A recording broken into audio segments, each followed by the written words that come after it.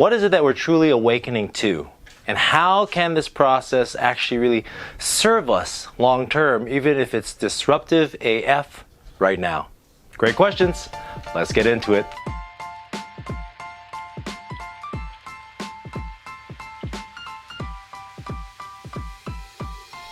Welcome back, adepts and initiates. Go ahead and click on that subscribe button so that you can stay in constant contact with all the great content coming out on this channel. So, what is this whole awakening about? We've talked about things in terms of what that process is, where it leads into, yet what is the actual mechanics of it? And how is it that in our awakening process can we really begin to connect not just deeply with ourselves, live in service to the world around us? Well, we're going to talk a lot about that today because the hot topic right now, and will be for the next 8 years, is this whole process of an awakening.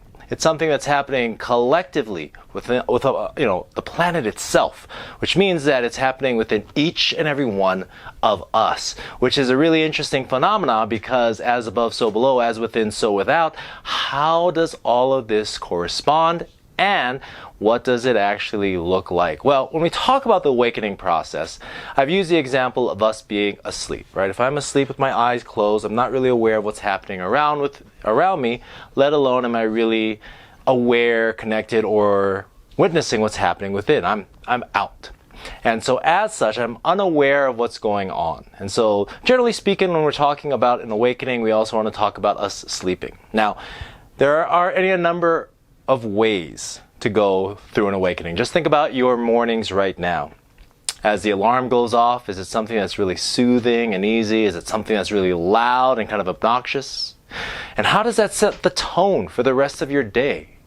How does the busyness, watching the news, doing your meditation, whatever it is that you do in your morning flows, how does that affect you in your own, not just awakening in the morning, also, though, how you maintain that energy through the course of the day. Because as we go through this awakening, as I've mentioned in the 4 primary stages of our initiation, right? The abrupt change in worldview, the reckoning, where we go into taking responsibility and making decisions.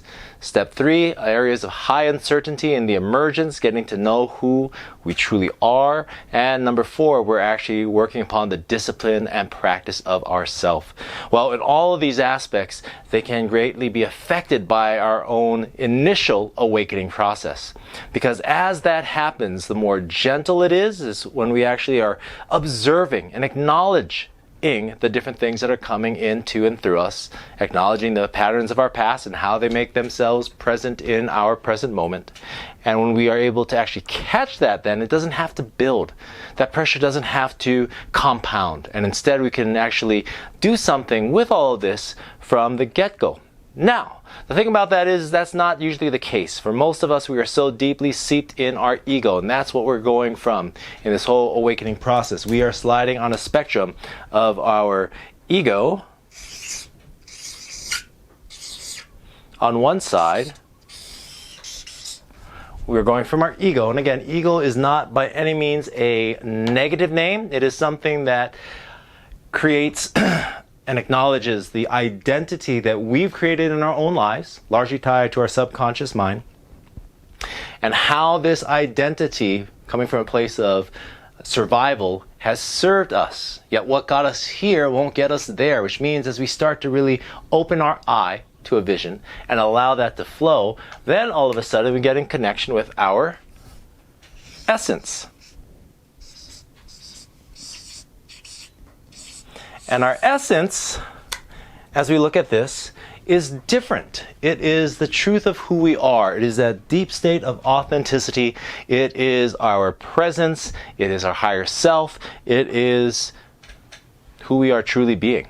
And now this is where we start to move in. If ego is a state of sleep and slumber, we're moving into our place of essence, and our essence is our place of us now being awake. And as we now awaken to the depth, the breadth, the beauty, the wonder of who we are in our essence, that inevitably leads to the fullest expression of who I am. This is indeed what we will call the genius. Now, the genius we've talked about before, and it's an incredibly important thing because as we awaken, this is what we're moving into. We are moving into this expression, this extension, this expansion of self, because as this fullest expression of who we truly are, the cross-section of our energetic patterns, our intuitive talents, our core values, and our transferable skills finds a place to express itself, then naturally what moves from that is our legacy. Now, legacy work is massive. Legacy work is bigger than any one person, and honestly, bigger than most small groups. It's something that is so massive, changes in perspective, philosophy, systemic avenues in terms of everyday life. It is so massive that it's something that not just me standing in my place of power in my genius can fully take on. Even with you as well, we can do a lot, yet this is requiring all of us to come together, which inevitably, with our genius and our legacy, inevitably leads to our collective. Now, our collective, we can think of this sort of like a symphony. This is and are the people who will help and support in our great work, our masterpiece, how the world is better for us simply having been. As this comes together, then, this is required to fulfill our legacy, which may or may not occur in our lifetime or be fulfilled within our lifetime, which requires our genius, the fullest expression of who I am, to inhabit this moment and for me to embody my essence, which is part of that awakening, from that place of slumber, being in a state of ego.